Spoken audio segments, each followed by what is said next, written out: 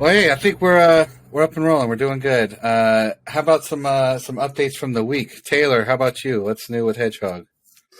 We've been pounding through Wallet Connect currently, getting deposits rolling, which is fun, and just got like we're in this sort of tidying phase, which is nice. But like a couple small bugs that are left, and then we should be good to run, which is exciting. Awesome. How about you, Morgan? What's new with Hopscotch? Yeah, we've kind of gone full force into our B2C development. So that means UI, connecting to scalable KYC AML system with Quadrata right now, and then connected to kind of a scalable pricing system with hash flow in terms of instant settlement, zero slippage, kind of feature set. So it's kind of like we're starting to put it all together, and we just kind of got done with some UI mockups, and there's the good news, and then there's the bad news. The good news is that like things look good, and the bad news is that I am not a JavaScript developer, and that is definitely not in my future. So it's humbling to have my code be called garbage once again. I'm just happy it's on the front end side this time, and not on the back end critical pricing side. Yeah. Nice. That was cool. Was quite funny.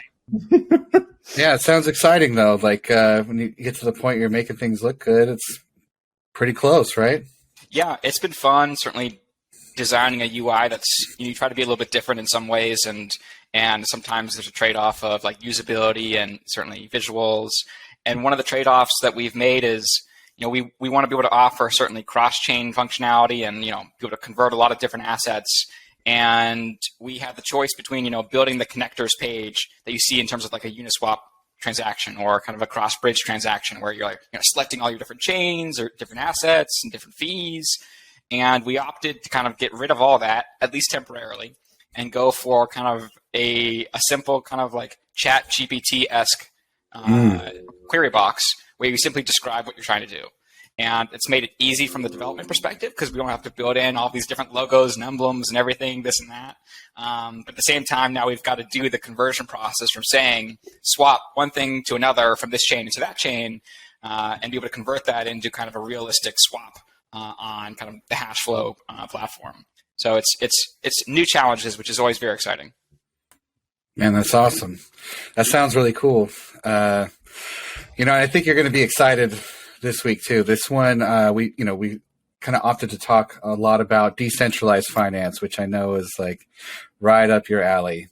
So I kind of collected a couple questions from, actually some people I know who are interested in cryptocurrency, maybe don't know that much, and some people who don't know anything about cryptocurrency and, I've always kind of had a mild interest. So like the first thing that came up when I mentioned decentralized finance was, okay, so it's called decentralized finance. What is the difference between decentralized finance and centralized finance, and why is that important? Just start with the big one. John, just like straight into the meat, right?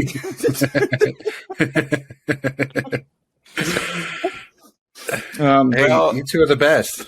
Well, I was actually going to say, like, if you're talking to people who are just like sort of on the peripheral, just like kind of interested and whatnot, like I think it'd be well, I don't know if you want to tell this story, Morgan, or whatnot, but like I think it'd be interesting to hear like how you sort of got started and like what piqued your interest in crypto.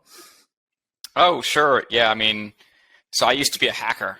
And I kind of went down the hacker rabbit hole, and I got in trouble for hacking. I got a felony for computer fraud, and kind of classic hacker story. I got caught by the FBI, and I was developing Android malware at the time in terms of functionality that could do anything. And the currency of choice in that environment, at the time was Bitcoin, and that was just the everyday way you would transact. And so, kind of that. What got me using the rails of crypto. I was in no way kind of an advocate for investing in it or anything else. I simply had to use it to be able to transact in that environment. And so certainly with a lot of different technologies, it kind of starts on malicious actors and people in the underground kind of using this technology to evade certain things or kind of do things that are illegal. And that's certainly how I got my start in that community.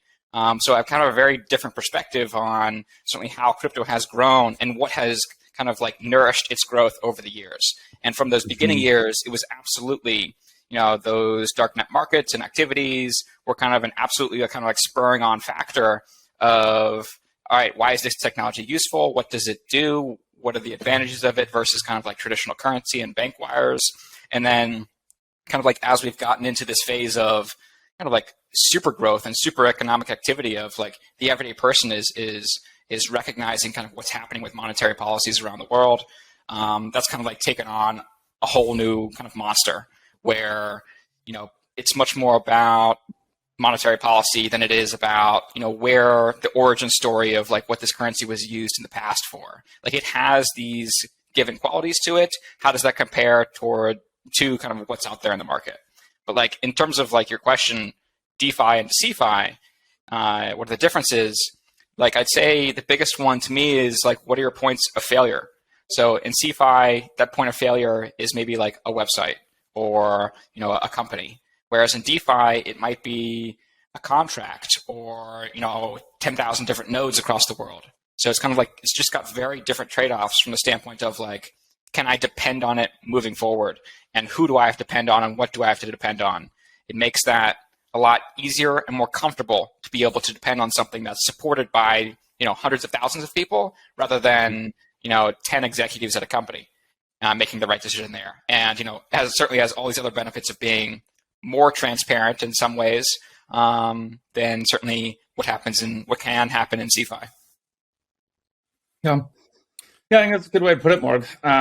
Like I was thinking about, obviously, like decentralized finance, whatever. If you're centralized, your source of truth is just like a single person or a single entity, and you sort of have to put your faith in that entity, right? And certainly decentralized finance like has the opposite of that, where you put your faith in hundreds of people or thousands of people or hundreds of thousands of people or whatever. And that has like its massive benefits on the one hand, but it also can have detractors. Right. Like I remember when it was like a year and a half ago or something like that, a bunch of Hedgehog tokens started popping up on Uniswap. They were scam tokens. They weren't made by us. They weren't done by us. And we were just like, hey, like we contacted Uniswap and the support channel and whatnot. And we were like, hey, these are scams. Like you should probably take them down. And they were like, we can't. Like it's powered by a network. Like it needs a shit ton of people in order to take it down. So like it's, you compare that to, a centralized entity where like, it's one person or one company or whatever that can be rug pulling you or can be whatever, but you can go after them. Then there's a decentralized aspect where there's not really anybody you can go after if something happens or something goes wrong or a smart contract doesn't work or something like that. So there's some pretty big trade-offs, in my opinion. Mm-hmm. So the benefit and the curse of the whole thing is that it can't be influenced from the outside, right? Like it's its own thing supported by thousands of people, relaying data back and forth, and that's what makes up a network. That's what makes it decentralized versus a server farm controlled by one company. So basically we have a database on one side that's held in one centralized server controlled by one company, and we put our trust in them. We put our trust in their database versus we have, maybe 10,000 people exchanging data using their computing power together. And they're running the same code, and those are the rules of that database. And so that's the difference, right? Is that that one entity, let's say Wells Fargo, could say, hey, we're not going to do any transactions today. Everybody's money is frozen. And that's your centralized finance option there. Yeah, I mean, you can kind of conceptualize it even as like if you think about just bullshit that you read on the internet, or random education, right? Like there's certainly like singular entities that are very trustworthy, like the Wall Street Journal, or to insert the reputable news source here, right? But then you also have sort of community-based news sources. You could think about like Wall Street Bets, or certain Reddit communities that really are a bunch of people putting their heads together and validating something or invalidating something. And so it's kind of it's Oh, that's good. Yeah. I like that analogy. So there's kind of like a narrative that follows decentralized finance, that eventually these financial tools are going to get to people who don't normally have access to sophisticated, investing tools or financial tools or even banking at all. Like, where does this come from, and how are these tools going to eventually like serve that population of people? Yeah, this is a good one. It's kind of like one of the most obvious use cases is, all right, there are certain benefits of having a bank account, whether that's being able to onboard to different locations or have a line of credit or be able to take out a loan.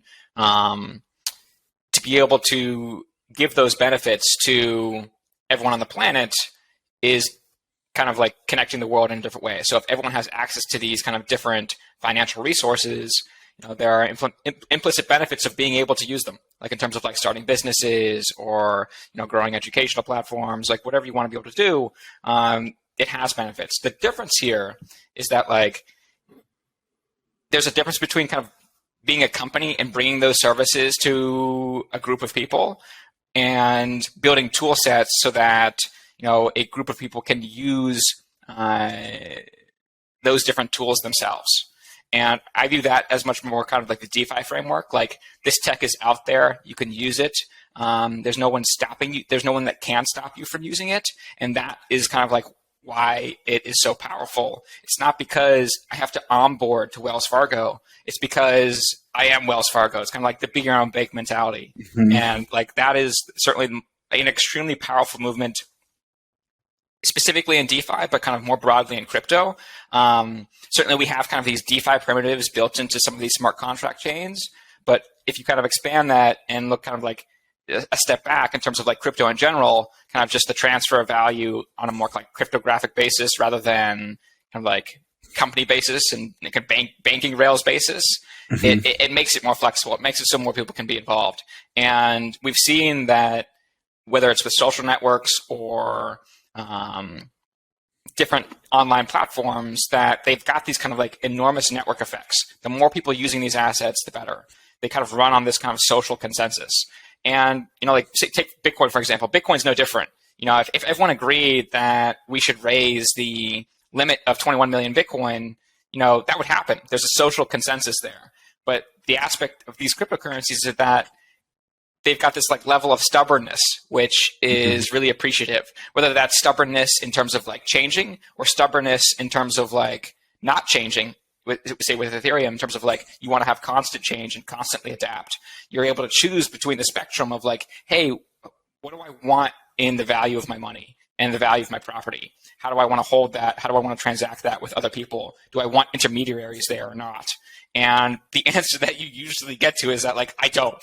It costs more, more ineffective. There's more friction there. And crypto is just kind of this natural evolution of money such that there is less friction, such that more people can come to a consensus based on math rather than based on politics.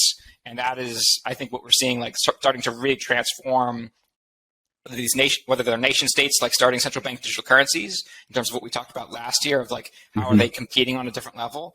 But what I think governments should really start to like take note of is much more of the applications that are being built on top of these layers, like DAOs and different kind of smart contracts in order to kind of trade things between one another.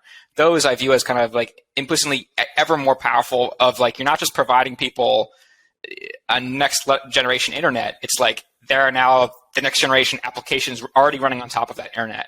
And hopefully it could be certainly as seamless as possible and use them as in an easy way as possible. But, that'll always be kind of a catch-up process in terms of, okay, how can we very quickly onboard 7 billion people to a new platform? Like, how fast can you get there in terms of like, does everyone need a mobile phone? Does everyone need, connection to the internet? Can you do things offline? We've got really kind of be able to bridge a lot of different gaps that are existent today in today's infrastructure, whether that be kind of like internet that's traversing through the sky with something like Starlink, or through the ground in terms of, wires underneath the ocean. Like, there are different trade-offs of like transferring information to and from these different places in different ways. So it's kind of like, that's still not an answered question. But at least crypto kind of lays the foundation for money to be sent across those rails rather than just data. Yeah, I think it's important that it's both.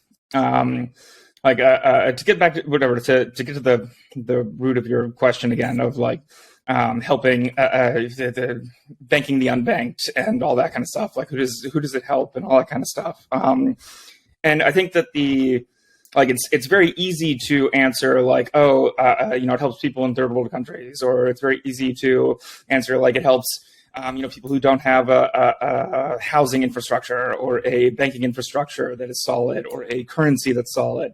But like, it helps a lot more than that. Like the whole reason that like I got into crypto, like I was running a digital marketing company at the time, and we had essentially 3 clients break their contracts at the same time, right? Like one declared bankruptcy, one was successfully sued by their ex-partner, and the third was from Alabama and just decided that because we were in California, they just didn't have to pay us. And that's when Morgan told us about Ethereum and smart contracts. And it was just kind of like, holy shit, like price of this currency aside or whatnot, like if we could have just locked that contract down or validated that the company that, we had a contract with actually had the money that they said they did, like our small business would have been saved, right? Like we would have saved 30 grand, or we would have never made the contracts in the first place. And so I think that the applications of it really goes far beyond just people who don't have a bank account or anything like that. Like it goes towards people who are trying to build something, or people who are trying to make something and just need some verification or validation that the things that they aren't experts in or whatever will work and are true and are truthful. That's pretty good. I think constantly you hear of the small business struggling to find funding or have these lines of credit or just to stay alive. And I think like politics does play a large part in that sometimes. Even what you just said, like if there's a smart contract, basically both parties just agree based upon a set of rules, and there's no, hey, I get a vibe from this guy, that thing. There's no interview. There's no, hey, he knows this person or that person. It's just, do they meet this criteria or not? And I think that's a pretty powerful thing that I don't think we've had, like that's never been attached to money before. There's always been these other connotations with it. Morgan, go ahead. I know that sparked something in you. I was reading one of these Twitter threads this morning, getting my daily news updates in terms of like what's going on in crypto Twitter. And I read this thread that was kind of describing what we should expect from ETH Denver. Like what are some of the major topics that are going to be expressed there? And one of them was attestations. So basically saying that, yes, I've done something, or yes, I believe in something, or I've completed something, in terms of being able to have this kind of social identity. And it kind of brought me back to the hacker days in the sense that like reputation is something that was a foundation for whatever type of forum or group that you were a part of. And reputation was like, it could not be manufactured as potentially kind of as it could be as easily manufactured in today's world in terms of social media. And so that level of reputation, like through attestations and through kind of on-chain identity, is like starting to come back into the fold. And it's kind of exciting from the standpoint that honesty, if you're an honest participant, like that will finally be valued again. So your honesty in terms of having a positive attribute of whether that's staking or something else on chain, in terms of like having activities on chain, is now going to be valued more highly than lying or manufacturing something else. Like this aspect of a digital identity and on-chain metrics for your wallets, yes, it has kind of, I'd say, downside effects of like certain levels of privacy and control there, and we really kind of need to keep a close eye on making tools available that maintain privacy, particularly for a user base that might not care about it yet. But at the same time, other than that, like having reputation built into a lot of these ecosystems would be like incredibly valuable. You can now build up your reputation in the crypto world by being an honest participant, and that's kind of like next generation resume of like transacting in this world. It would be kind of like a really positive thing to be able to take from what it kind of started out as in terms of like reputation on, say between hacking groups and the dark net and the internet, to now kind of bringing it into like using it as a positive force to be able to create change. That would be like complementary to kind of what you both are saying.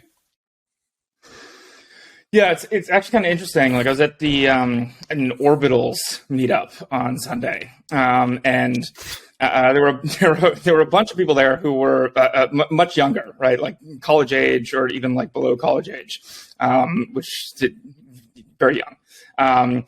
And like one of the things that they were saying was like, oh, like who even uses Litecoin? Like why bother using Litecoin or Dogecoin? Like there are so many better networks and things. Like you might as well use Polygon or Solana or whatever.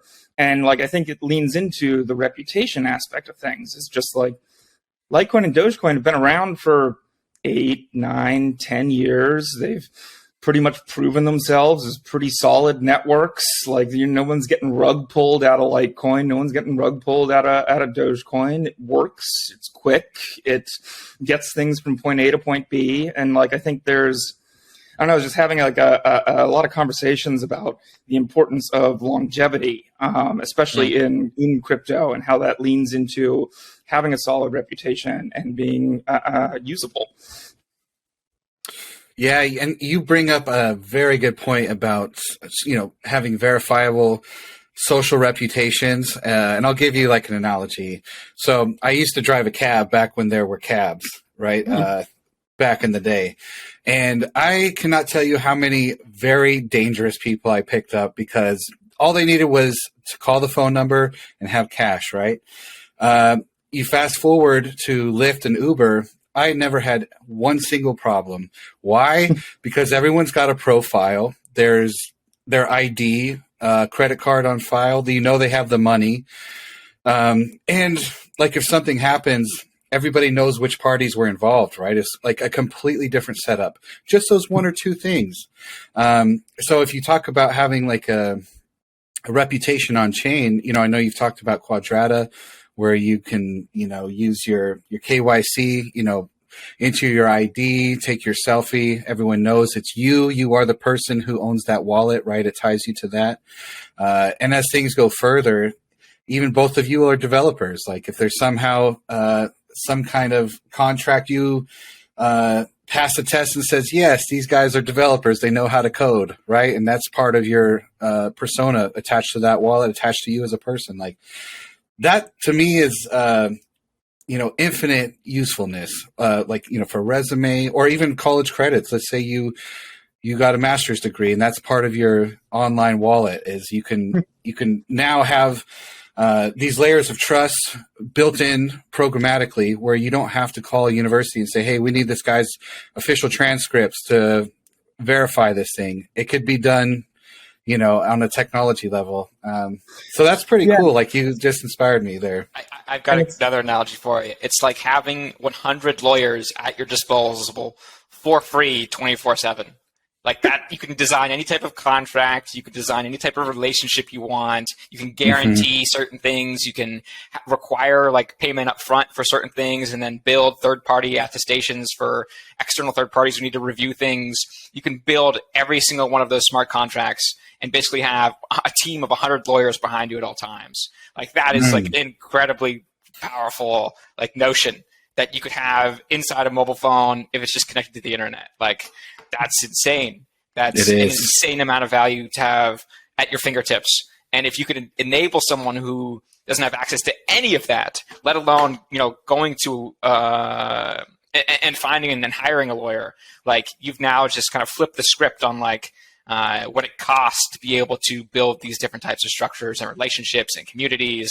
Like it's now kind of a builder's world. And that is the most exciting thing. It's like the world has just become Minecraft. and you're now just kind of exploring it and setting up different types of features and connections and relationships.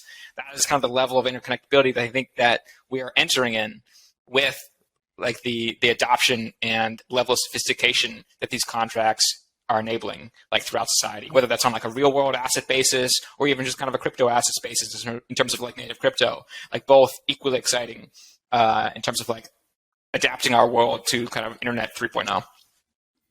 I love that. I got two things for you though. One, I didn't know you used to drive a cab.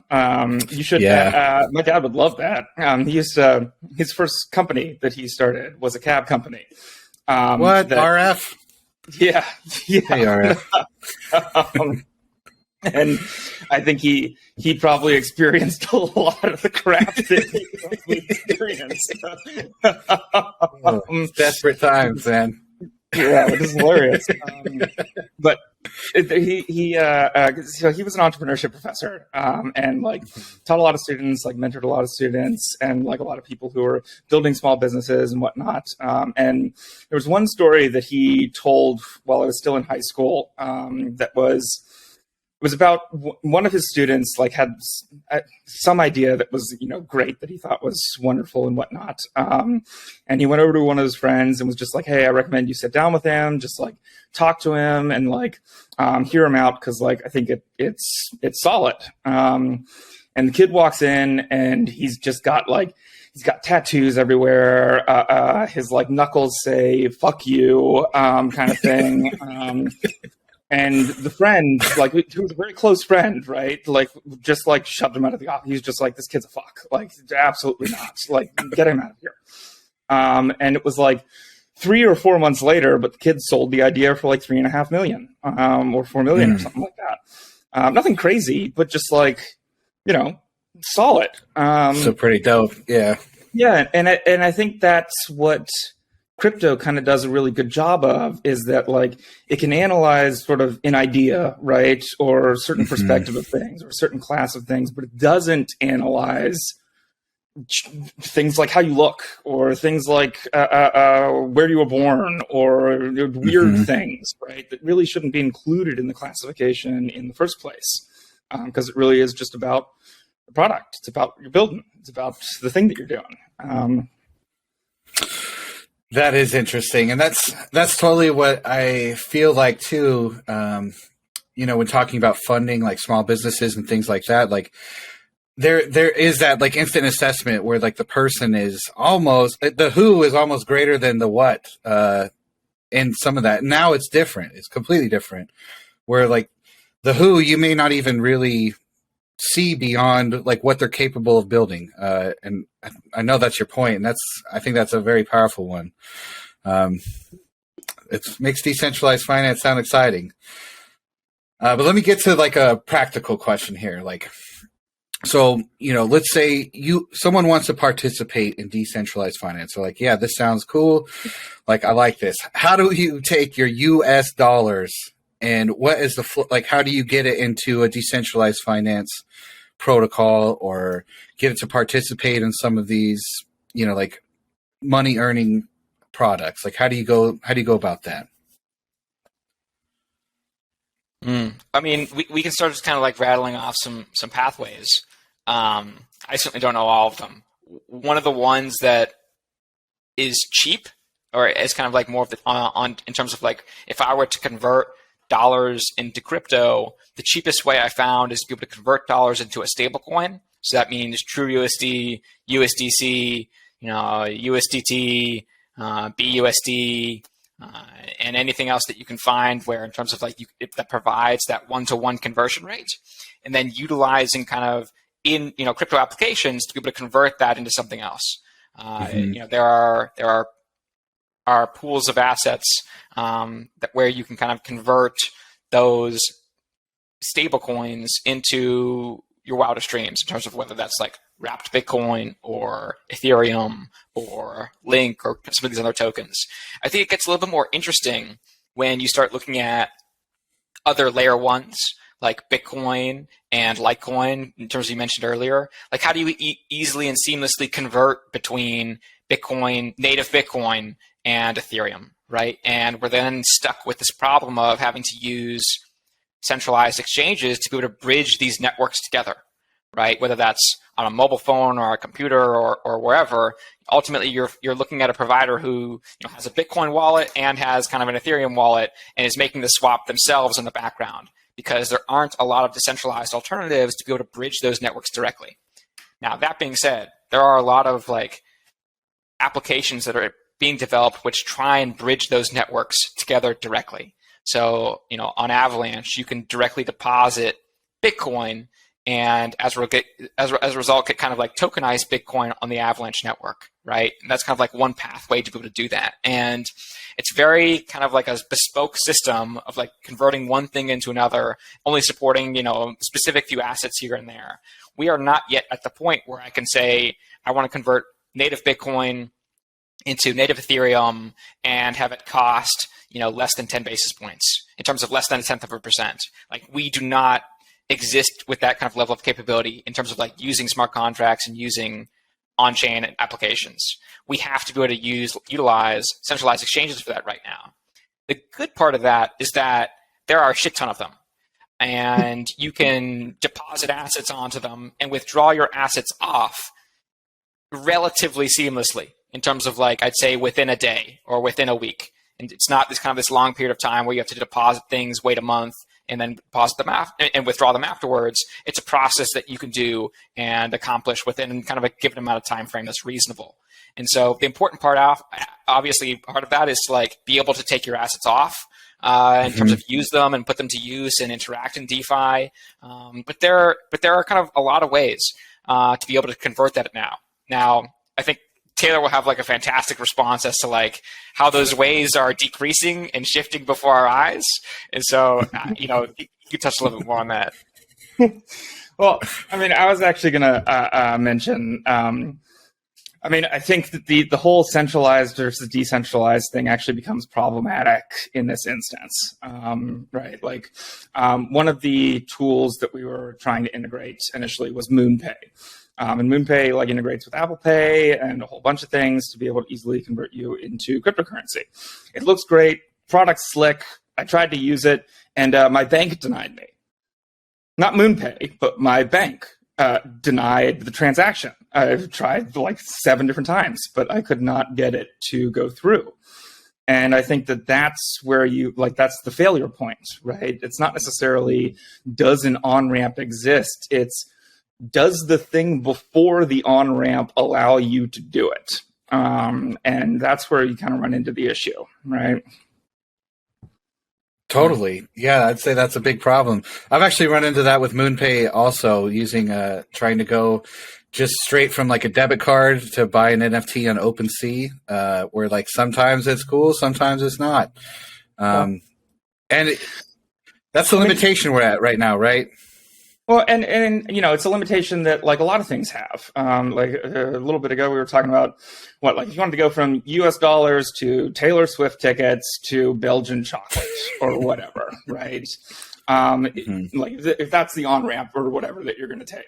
In order to get Taylor Swift tickets, you got to go to StubHub. That's the only location. And if StubHub says, hey, you can't have it, or if StubHub gets to say, hey, I'm going to charge you 30% in fees or whatever. And then, from there, you take it off of StubHub and then you go onto the street and you sell it for some Belgian chocolate or whatever. But it's that is the same sort of issue that you encounter. It's just in finance instead of, I don't know, for a concert. Yeah, one of the things that, this is kind of Hopscotch related. One of the things that we had to be able to mandate from the beginning of Hopscotch was that we were only going to interact with products that we could settle, products that we could withdraw from an exchange and put on our own wallets. We couldn't trade something at StubHub because, that's a StubHub ticket. You got to onboard the person to StubHub that you want to transfer to. There are so many kind of restrictions to be able to interact with something like that. We don't trade futures because those aren't settlable. I can't withdraw kind of that position immediately. It just doesn't make sense. We don't use options in terms of manufacturing different kind of levels of risk on our platform. It's like we need to be able to use the physical items and move them around. That's become like so important, and it's kind of like that's something crypto provides that you never had before, in terms of like to be able to take delivery of your assets and store them yourself without someone else. And no matter what, someone can't crack that code or kind of break into that bank vault without breaking everyone's bank vault. And then we have a much bigger issue. Not that that won't happen, but like then it's like everyone's problem. And that was like the biggest thing, just in saying, just kind of laying down the law in terms of like, we are not going to trade things that we can't take delivery of.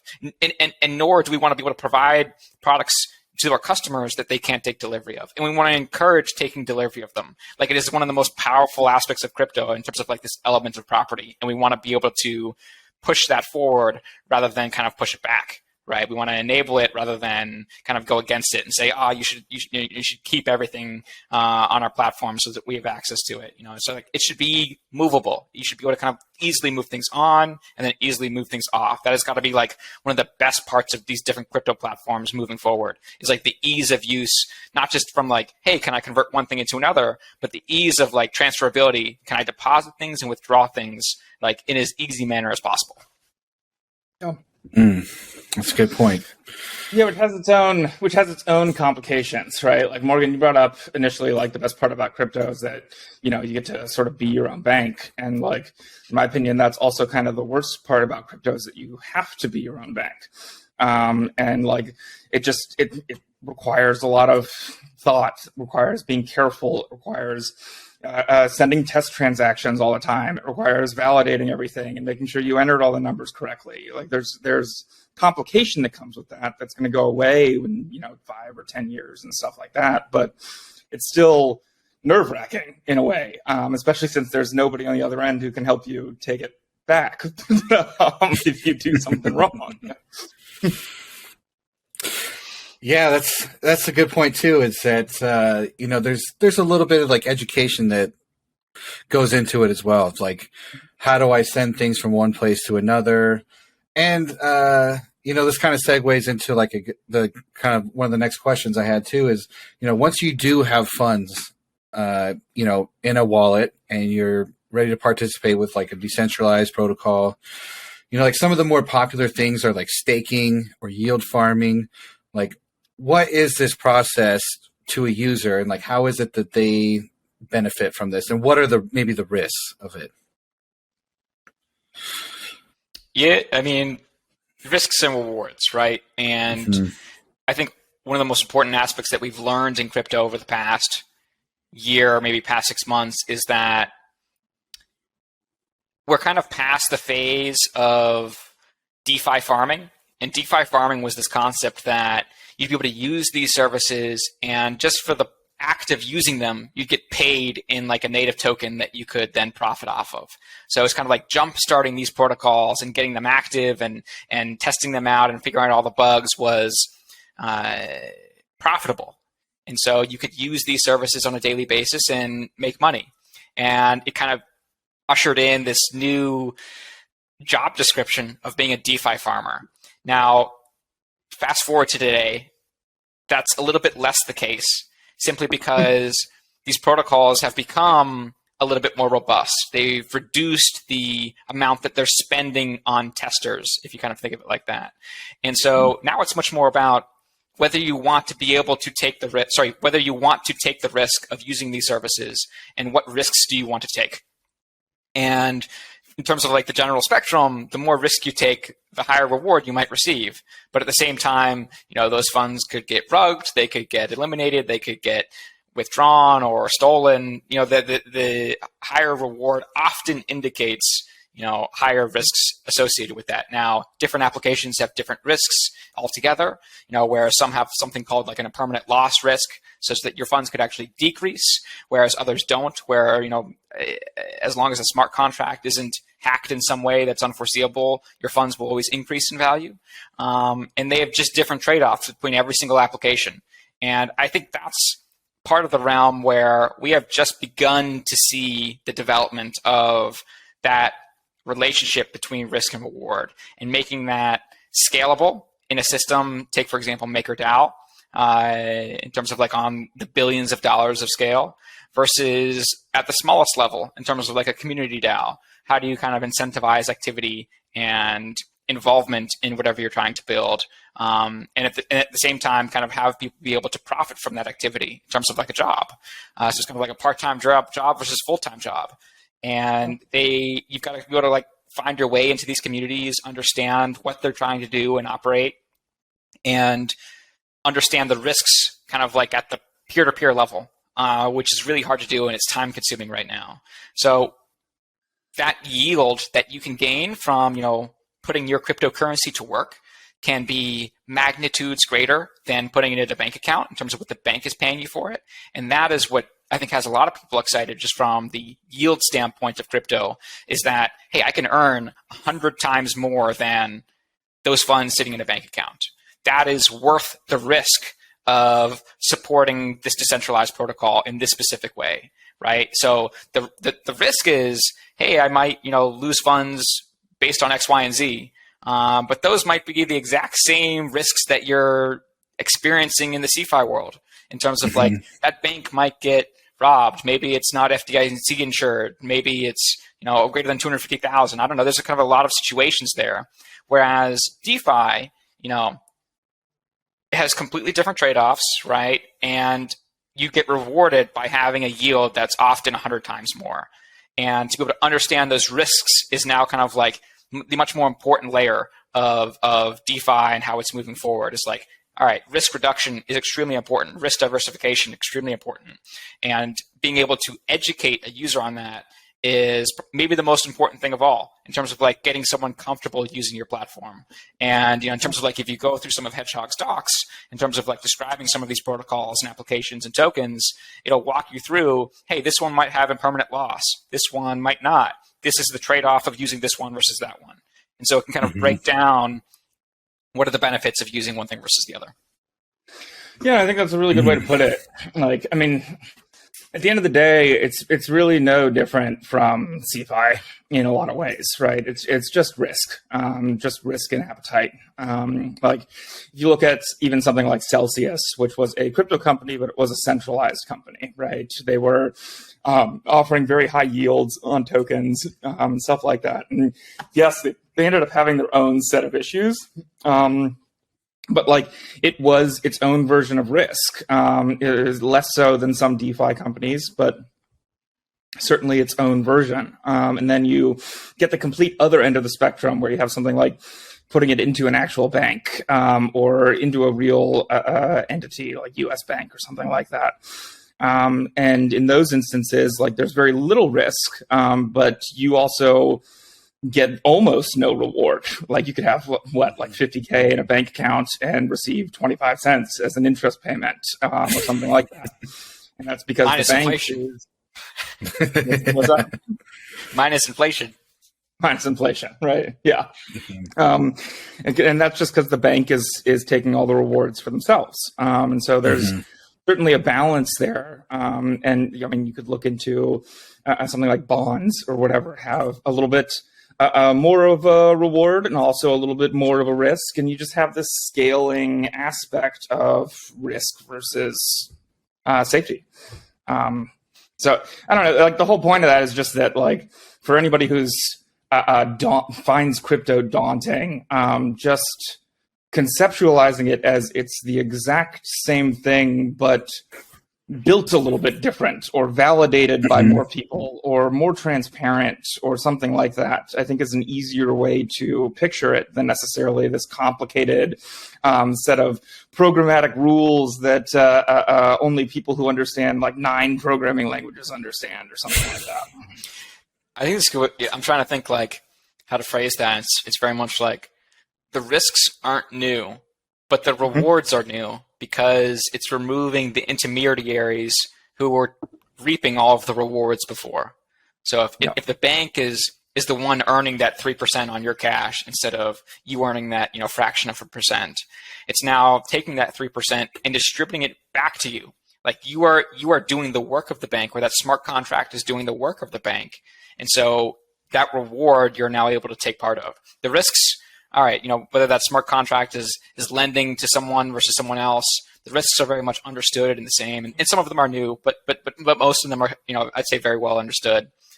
But the reward is now magnified because you're removing that counterpart from their activity, and you're able to connect to millions of people anyways.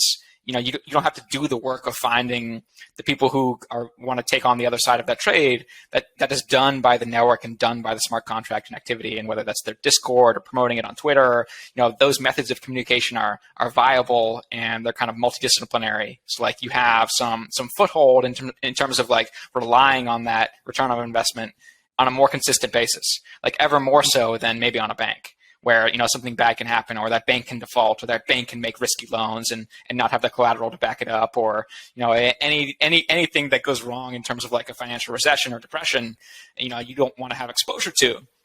And so I'd say that's another aspect of like how DeFi is very different than CeFi, is that in CeFi there is a large friction to be able to move assets from one asset into another, whether that's with fees or just from sheer like the platform that you might have money on. Whereas in DeFi, with the click of a button, I can convert that USDC into wrapped Bitcoin. I can convert it into hopefully Taylor Swift tickets soon, or Microsoft stock soon. I mean, those Taylor Swift tickets are going to be like the investment of the future in terms of like on-chain NFTs. Like that's where I want my money. You know what I mean? Like you can make that decision in a split second. Whereas in CeFi, that takes a day to be able to convert. And it takes 3 different platforms with 3 different accounts, and the login for one of the accounts you forgot the password of, and you've got to remember that password. Oh shit, it's on an old email address, which is backed up by my friend's phone and not my phone. And the 2FA is actually on a YubiKey that my mom's got. And it's just like, you go down this rabbit hole of like, this is a shit situation. Yeah. Oh, that's good. It is, you do bring up a good point. Like all of these products and these things that seem so complicated, like they are already happening. Like they mirror like a centralized finance product kind of already. And I think that's what people like about cryptocurrency in one way, is if you've never had exposure to those like kind of financial products or financial concepts, they're somewhat easier to understand when they're democratized and there's so many people participating in it. There's so many people talking about it. And when they're tangible. Right. When you anybody who has access to the internet can participate, right? Like then all of a sudden you're part of the system. That's a good point. And so I guess, as far as like some of these products go, like one of the more popular is like a liquidity pool or like a farm. Like how would you describe a liquidity pool and what is going on there? Yeah, definitely. People have much better descriptions of this, on the internet. My definition of a liquidity pool would be a group of assets, and sometimes there's one asset, and sometimes there's multiple different assets, so 2, 3, or a combination or a basket of assets, which help enable the conversion from one to another. So say you've got a liquidity pool between USDC and TUSD, 2 stable coins that are pretty much marked at $1. And you've got $1 million worth of USDC and $100 worth of TUSD. That conversion rate, you still want to be the same, but maybe it's skewed a little bit because you've got such a large amount of one versus such a small amount of the other. It's kind of like the relationship of how you can make sure to trade at efficient and fair prices, while also complementing the supply of both assets. So there are different, when we talked about risks, one of the things we talked about was impermanent loss, and it's something that's kind of often joined into this conversation of liquidity pools, simply because when you provide assets into, say, a liquidity pool, you might have this risk associated with those assets where, say, you provide that USDC, and as a result, USDC gets banned next week by the SEC and ultimately goes to zero, right? Kind of you are kind of our shit out of luck in this situation. You might have been profiting off of all the trading that happens back and forth between those two currencies in terms of getting some of that yield in terms of participating in that activity. but you now kind of suffer the consequences of having provided that USDC into that liquidity pool because that's now kind of not worth as much in terms of the relationship between that and TUSD. So it's a bunch of assets or a group of assets, sometimes one, sometimes multiple, that interact in a very specific way. Often that's with converting them or trading them, and you're reaping some of the rewards based on some of that yield. But at the same time, you have kind of like different risks to maybe what that contract is doing with its liquidity pools. And liquidity like runs crypto. So liquidity, whether it's Uniswap protocol or another protocol, the amount of assets held in these pools dictates like the prices you're going to get, how much you can convert at, when you can convert them, what yield they're getting, how much yield you're distributing across of, whoever else is providing that liquidity. It often comes into play when you look at like AML as well in terms of like anti-money laundering. Is your money tied up with someone who's interacting on chain in a malicious way? Do you want, how should that be tracked, or how should that relationship occur? It also comes into like leverage.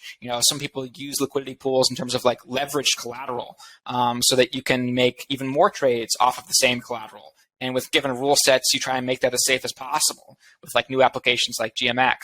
And so, liquidity pools, when it comes down to it, it's like that's what's at stake. That's what's being risked. That's what's enabling the fuel for a lot of these applications to be able to transact and operate at scale, to be able to provide services for, say, maybe 1 million people right now.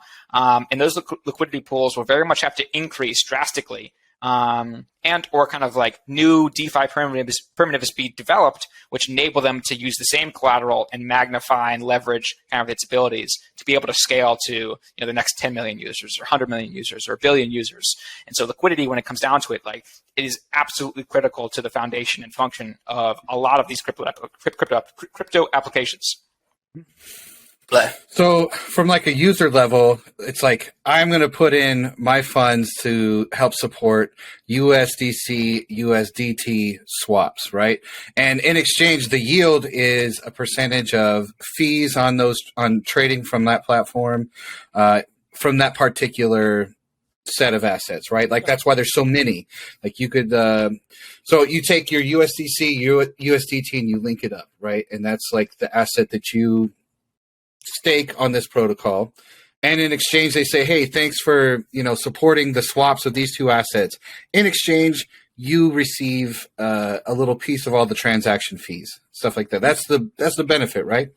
I mean, I think actually, Morgan, your starting example was really solid.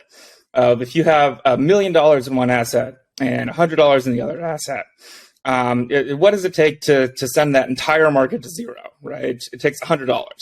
Like one person with $100 can just destroy the market and just run train, and just like buy $100, sell $100, buy $100, and just like absolutely flip flop things back and forth.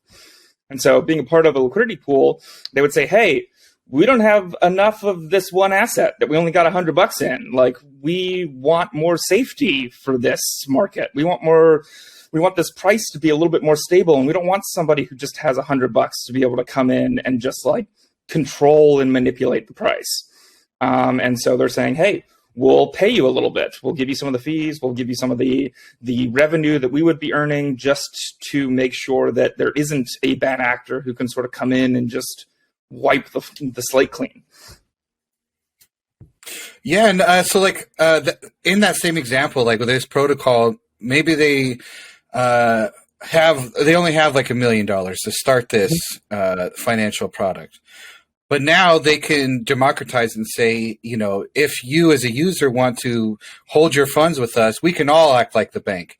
We can all, source these financial products, or we can all do lending or whatever it is, and we can all share in the rewards. And that's kind of the heart of this thing too, right? Is that, you don't have to be this huge conglomerate to start something that's, a good idea that people want to sign on to could also take off.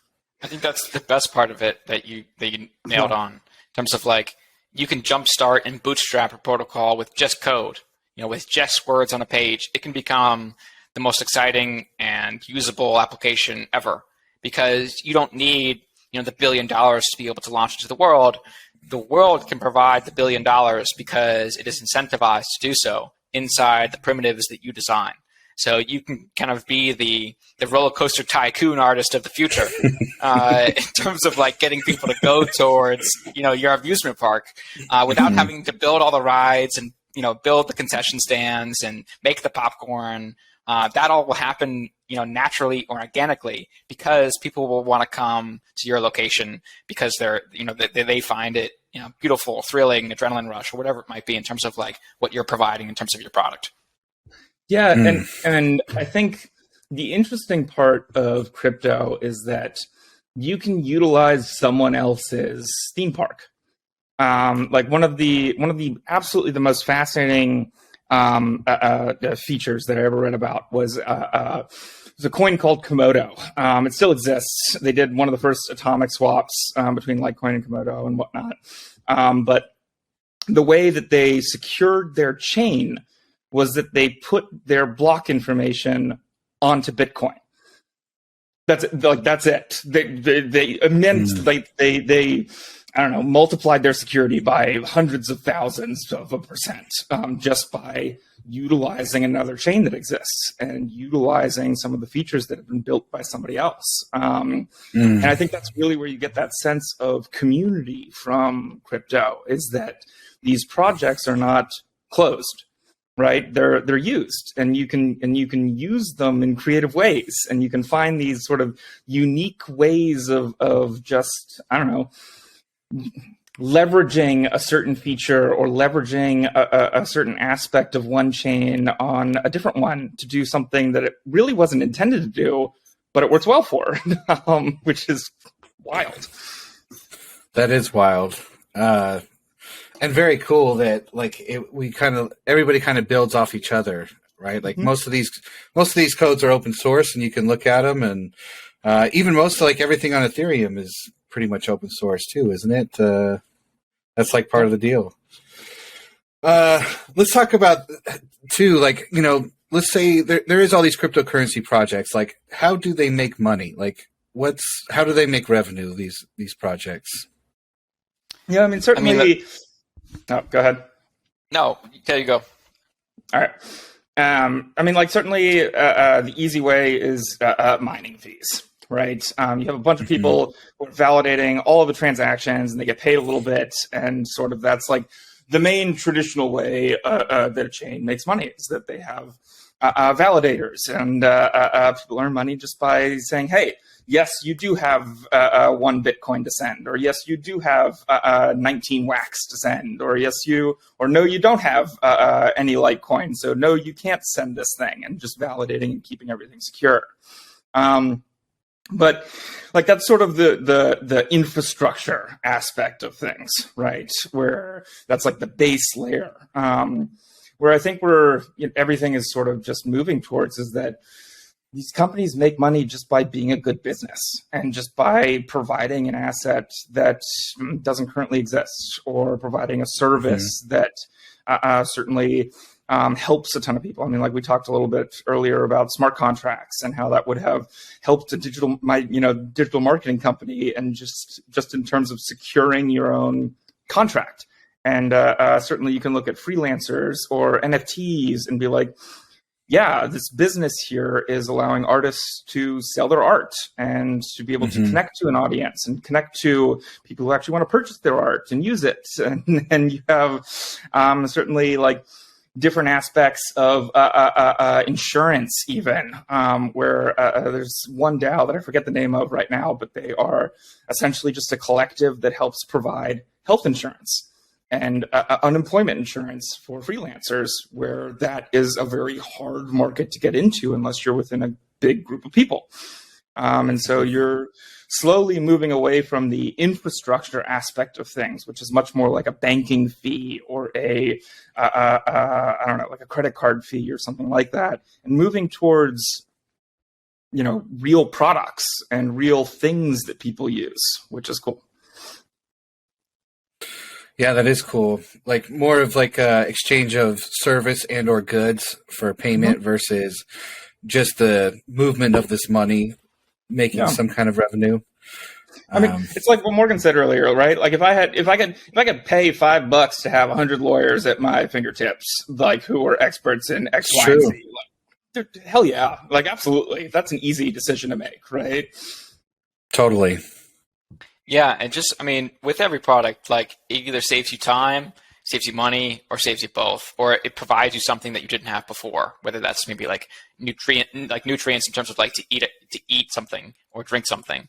In terms of like a fundamental level, like what I think is missing in terms of like our conversation here is that in terms of a lot of projects, how they make money is through their token.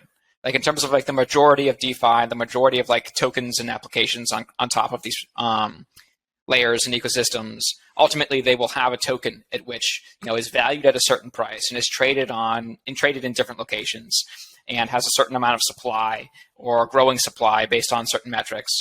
And that is how they make money.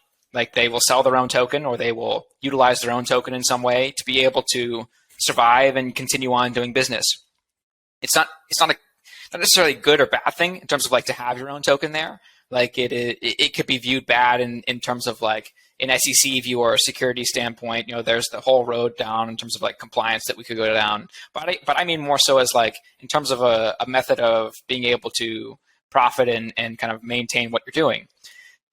It's good from the stance that, you know, you've got something people want. People want to be involved and partake in potentially kind of what you're up to, and your token can be incentivized based on what your platform is actually doing. Meaning, the more people that trade on a given location, maybe that token earns more value. And so, if you're trading there, why wouldn't you want to own a little bit in terms of like, you know, you're helping yourself in terms of like, hey, I will, you know, because I've got a Target gift card, I will shop at Target more. Like that makes sense. You know, it's kind of like if I enjoy going to Target, I'm going to do that, right? Same type of thing in DeFi. You know, in terms of that token, if I own a little bit of that token, if I'm rewarded from the activity that is experienced on that platform, I'm going to use that over another service. So it's kind of like the best rewards member card like possible. And instead of like Target, you know, paying its CEO $100 million a year, it's now distributed across, you know, 100,000 employees and users that maybe interact with it more on a daily basis than kind of just run the company. So it's kind of like it's got just different incentive mechanisms built into it. But I'd say, like, to answer your question, like the most way a lot of crypto companies is to like build a token, build tokenomics behind it, and try and architect a solution that benefits, you know, whether it's your company or your users or a combination of both, like in the way that you need it to. And tokenomics is like a very particular category, and people get it very wrong and other people get it very right. And it's kind of like this creative dance that you do, you know, in crypto to be able to operate in the first place. Like, you don't want to be looked upon as a security, but you do want to be able to provide value to people on a consistent basis in terms of that user product. So it's like, you know, how do you do that most effectively? And like tokenomics is continuing to like be very intuitive at the same time as inventive. Like, it's got to be like, all right, this makes complete sense. I understand what's going on here, but at the same time, it needs to do things in completely new ways because certain relationships aren't as appropriate as maybe they were before. Take, for example, like the FTT token, in terms of like how that was operated and how that was used. Obviously, in hindsight, not transparent and not forthcoming in terms of like what gave that token value, right? In terms of like the collateral on the exchange or, you know, the actual proof of reserves that they would have never done, you know, and versus now, when you look at something like maybe OKX, you know, a centralized exchange who does proof of reserves, who has a token that, you know, using it reduces the fees that you have to be able to transact on that exchange. You know, easy to understand benefit of like why that might have value. How much value should it have? That's, you know, that's a completely new thing. That's like, hey, let's look at the balance sheet. Let's look at the income statement. Let's look at what makes this token tick. And at that point, you can kind of make an assumption as to, hey, it might be overvalued, undervalued. But like, to be able to start pricing these things, the fundamentals ultimately do matter. And I think they matter more in crypto than in traditional finance, which what makes crypto a little bit more exciting, right? In terms of like the price being determined by supply and demand rather than by, you know, three market makers that control the market. Like it's more free, it's more deterministic. You can see who has it and where it is, and where it's levered, or where it's being used, or how many users have it, and the actual kind of metrics that are existing within inside that application that just you have no information to on traditional finance. And so that's the quote unquote transparent layer of crypto, is that you can see what's going on. It's certainly difficult to see some things, and we need 1,000 more dashboards and 1,000 people looking at those dashboards than ever before. But at least the information is there, right? Whereas not there. That is kind of like the 1 and 0 difference between crypto and CeFi that like makes things a little bit more dependable. Maybe we don't have the tools to do so right now, but at least the information is there. At least you can kind of like see it in the first place. It's just such an information advantage when it's not there that kind of leaves everyone at a disadvantage. And that brings up like a good point too of like, who owns these projects, right? Because a lot of them are democratized, and anyone can own a piece of it by obtaining tokens or a governance token, things like that. So like on average, like how free are these things, or how many people own a cryptocurrency project? Yeah, I mean, I think that's a really great question. And I think you can honestly, like, you can easily equate it to a stock and a company, right? Where like there are some stocks that very much are well distributed. There are lots of people who own them. GameStop would be a great example of that, where the GameStop stock is very just like it's democratized, right? And then you can look at something else like whatever Warren Buffett's company, where it's very much owned by a single entity, and there are very few individuals or companies that can even possibly own a piece of it. And you have everything in between, and it's the same with crypto, right? Like you have the absolute range of projects that are very much 70, 80, 90% owned by 10 people, and then you have projects that are 70, 80, 90% owned by hundreds of millions of people.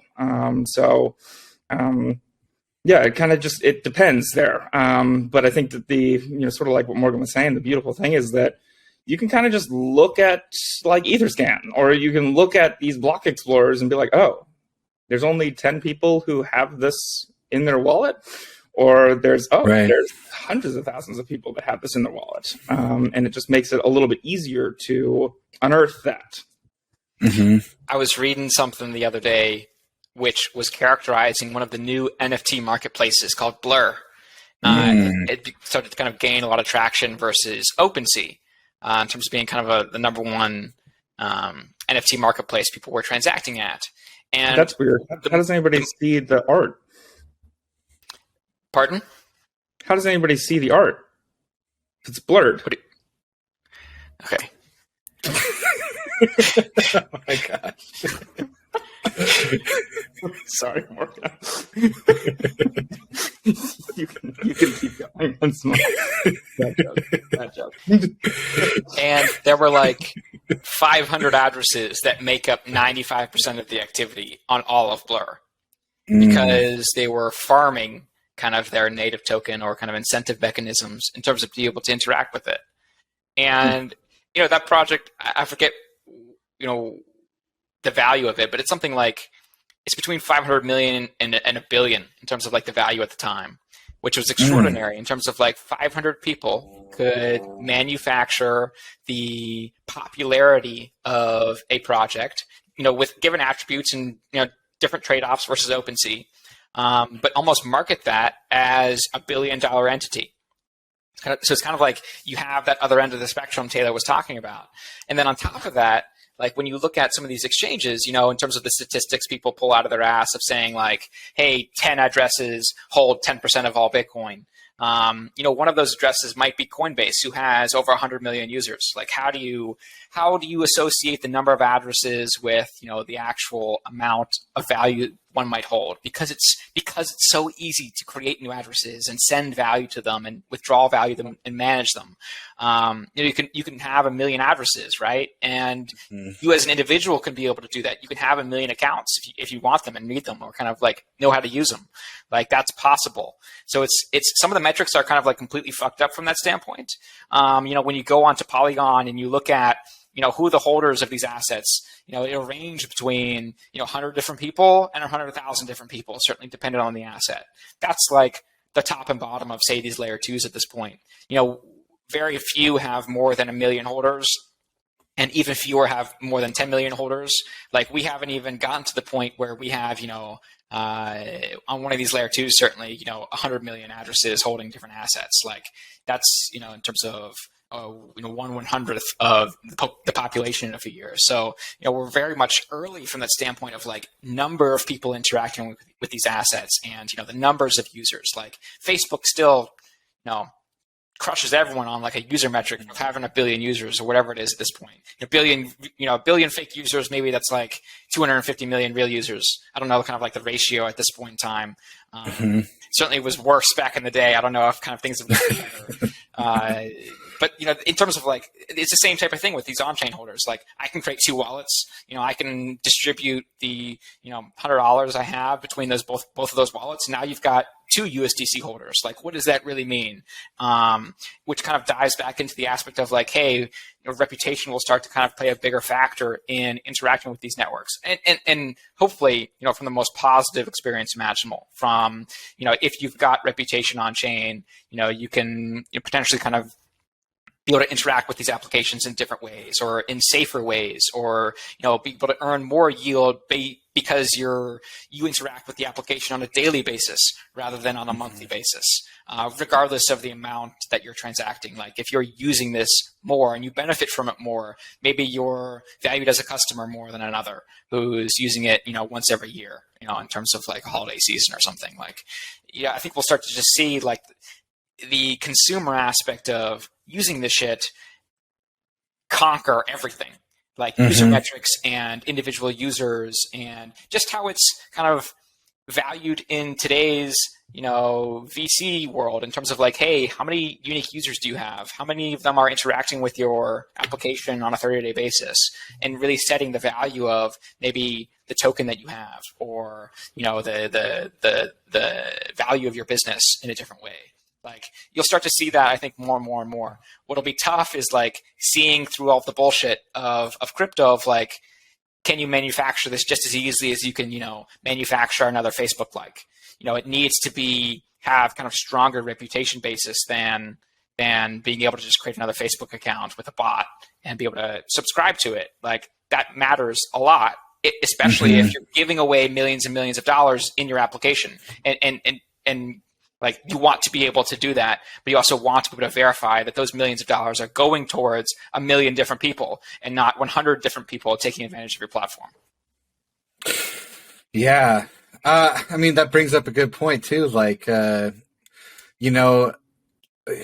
anybody could start something like, should I create my own cryptocurrency? Definitely.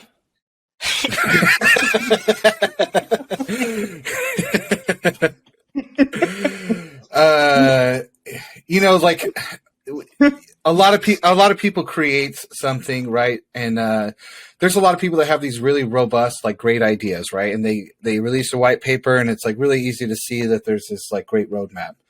Other people just create something like with the intention of like stealing a bunch of funds, like something malicious, called like a rug pull. Why is the community so obsessed with these like rug type situations? Well, because they suck. Is like the fair point. That's yeah, and they can also be tough to identify, right? Like, you are. As a human, you're excited about something. You see something where you're like, wow, this is really neat, and not too many people know about this, and I would love to just participate and help. And then you get rugged, and that sucks. There's no doubt about that, right? You see the same thing, with pyramid schemes or shitty products or something like that. So it's the same sort of deal. It just, sucks. Yeah. But I think that that is the beautiful thing about crypto, is that it kind of is based on the idea, and you have weird things that just gain traction, right? Whether it's Banano or Dogecoin. Someone's getting abducted by a UFO. Yeah, right.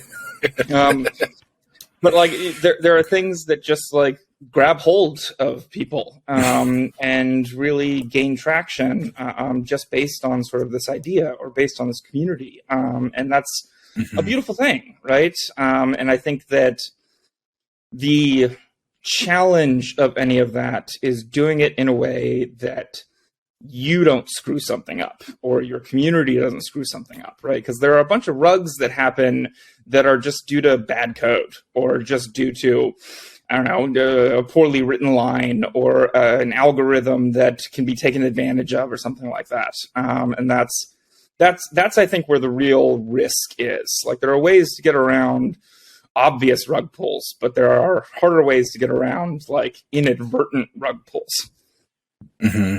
I was talking with someone just yesterday, and this always comes up when chatting in crypto, the risks associated of creating your own wallet and being your own bank, kind of all the topics we've been talking about today. And the one thing that I say this individual is most knowledgeable at and excited about at the same time is the individual use and kind of household use of something called MPC, which is multi-party computation. It's kind of a type of security where you can involve more parties to be able to make a decision. And incorporating that idea at a fundamental layer in these, whether that's in these smart contracts or in the next generation crypto wallet, or how do you have an advisor be able to advise you on rebalancing your assets from one place to another? How does this relationship between potentially company and consumer how is it redefined, and on a mathematical level? So on a cryptographic level, on chain, where someone has the ability to sign on your behalf or kind of the ability to participate in your signing process of a decision you're trying to make, and distributing the responsibility of being your own bank potentially to other users or other companies who you put that trust in. So I think this particularly kind of applies to a company like Hedgehog, in terms of as they navigate their vision of coming on chain in some capacity. How can they be that kind of point of advisement for a user navigating this, what can be an extremely difficult environment, whether that's converting assets, moving assets, or interacting in the thousands of different ways that we'll be able to interact with this stuff in the future. How can you have kind of a point of authority or experience or skill, or just kind of a second pair of eyes on what you're up to? And if you want that level of security, at least make it available. And right now it is not easily available in terms of having that third party to be able to help you through this process. So that's what they were particularly excited about when it comes down to an individual level. Some of these tools exist for institutions. At Hopscotch, we utilize MPC technology to make transfers. And so multiple people have to approve different things, but that tech isn't available to the average day consumer. And using it on a daily basis, it's this is so obvious. Everyone can use this, in one way or another. And so as we get into different Ethereum upgrades and different crypto upgrades, account abstraction, it makes the possibility of incorporating these tools, that much more accessible, and is the most exciting thing that I'm certainly looking forward to in the near future, of basically bringing in more people to make a decision than just yourself, whether that's your family or your friends, or kind of like I said with Hedgehog.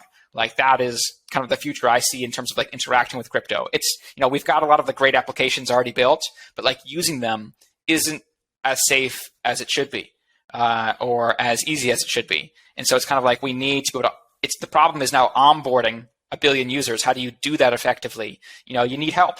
You absolutely need help. It can't just scale by word of mouth forever. You know what I mean? We can do a better job and scale faster than that. And that's why I see as like Hedgehog's potentially greater strength moving forward as being kind of this regulated authority to be able to do so and advise you in a way where you still own your own keys, but at least they can help. That's pretty good. So if you were to create like a cryptocurrency, hypothetically, would that be a part of it, you think? MPC? I think, I'd like to think so. I'd like to think that, in terms of, say, Hedgehog's value in that proposition, that the more you utilized Hedgehog to be able to help you in decisions, maybe the more benefit that they got. And that's kind of like, think of that as very much kind of on a micropayment level of, a penny here or there in terms of assisting you making decisions. They want to be able to support 1 million users making decisions every day. And so that scale is very much with their business of, rebalancing and advising and educating, and however they can incorporate that, into the next generation wallets of the future in terms of like the way you interact with crypto, the better. And MPC is just kind of like that next obvious step of, hey, I want to have more people involved in this decision so that, kind of like you said earlier, if I, change a letter or change a number, I don't lose all my money, right? That's kind of like, you got to just make it more safe than that. It's just way too easy, whether it's to get rug pulled or hacked or scammed or interact with the wrong project. You've got to have people looking over your shoulder or at least advising you, whether that's in a private centric way or in a way that's, that you want to have happen. Like, we're going to have that level of flexibility. Like, that's going to happen one way or the other. It's just a matter of time of like how the technology is deployed and kind of what companies are able to scale with that technology to provide that value in the specific ways that users need it, say right now. Yeah. I like that. Taylor, I'll give you one last question. This is a fun one. Meme coins, good or bad? I think they're great. Honestly, like I think they provide a great, in most cases, right? But they provide a great accessible way to enter crypto. I think Banano is fantastic. I think Dogecoin is fantastic. They're fun ways to sort of get used to the technology. You can own well, I guess not anymore, but you used to be able to own like 1 million Dogecoin and it would cost like $10. And like, it's playful. And it introduces you to technology. It introduces you to public addresses and sort of this thing that when you look at something like Ethereum or Bitcoin can feel very, very daunting, right? Like you see that and you're like, oh, should I do something or I don't know. And I don't know, meme coins, I think provide a wonderful outlet that just lets you sort of dip your toes. And then they, often expand beyond that, which is kind of fascinating. That's true. What do you think, Morgan? Same? Meme coins good? Yeah, I'm a huge advocate. Kind of like what Taylor was saying, they are one of the greatest, I'd say, onboarding tools of crypto. Better than like a fiat on ramp. If I can send you some Banana right now and you can see how fast it was and you now have property instantaneously, that's just like, it's something to wrap your brain around like through the rest of the year. Like, it's just like kind of changes what you think about, all right, do I actually own something and how do I own it and what's actually protecting it?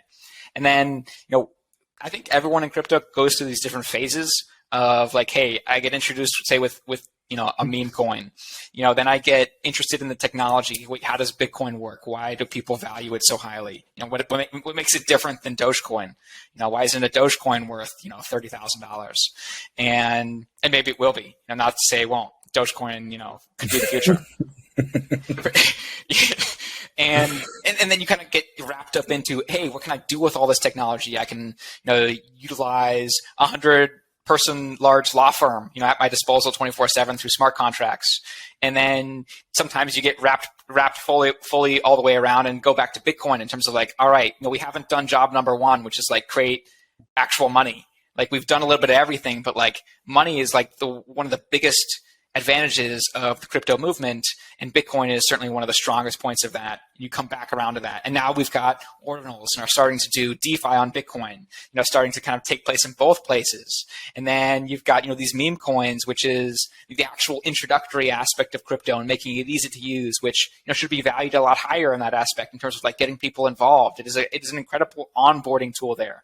Like you kind of just find yourself going in this like circular pattern of going between one part of crypto to the other, and sometimes it takes like a long time to do that. I know it's certainly taken me years to kind of at least make one full cycle, but I think that speed of like how fast you're coming around the racetrack is being expedited by a lot of different platforms and protocols, whether that's Bitcoin, Ethereum, but more importantly, like applications that you download or wallets that you download that make this process just like so much easier. I can have a wallet that holds both Bitcoin and Ethereum and interact with smart contracts and send meme coins to each other and see NFTs. I can do it all, and it can be all in, whether that's in one place or between a few applications. Like they're now starting to interact with each other, and now like you said, kind of bridging some of these different chains, Jon and Taylor, like whether it's going from like Solana to Tron or from Tron down to Litecoin through Komodo or something like that. You're really just starting to see like a lot of people becoming extremely interested in solving these problems in different ways, whether that's like on a bridge level, on a chain level, on a swap level, on a dApp level. Like it's just becoming insane. And because all this stuff is like built, I'll say most of it in terms of an open source manner, it allows like the Lego blocks to be built on top of each other. It's not like the TradFi derivatives platforms being built on top of each other, where $1 trillion of debt becomes $100 trillion of debt, which becomes $1 quadrillion of debt. It's like the economic benefits of having 1 million people on your platform is now compounded 10 times by applying those, benefits to 10 million people and 100 million people. The more people you get involved, the better prices for everyone. And so it's taking all of those economic benefits and applying them to the actual users rather than the middlemen in the situations that have built them. And so it's just like so magnifying and so amazing to see certainly what's happening today in crypto compared to 5 years ago, or let alone certainly where we were at the beginning. Yeah, man, I love it. Roller coaster tycoon full of features. Sometimes when you lay it out, I'm like, woo, that's good.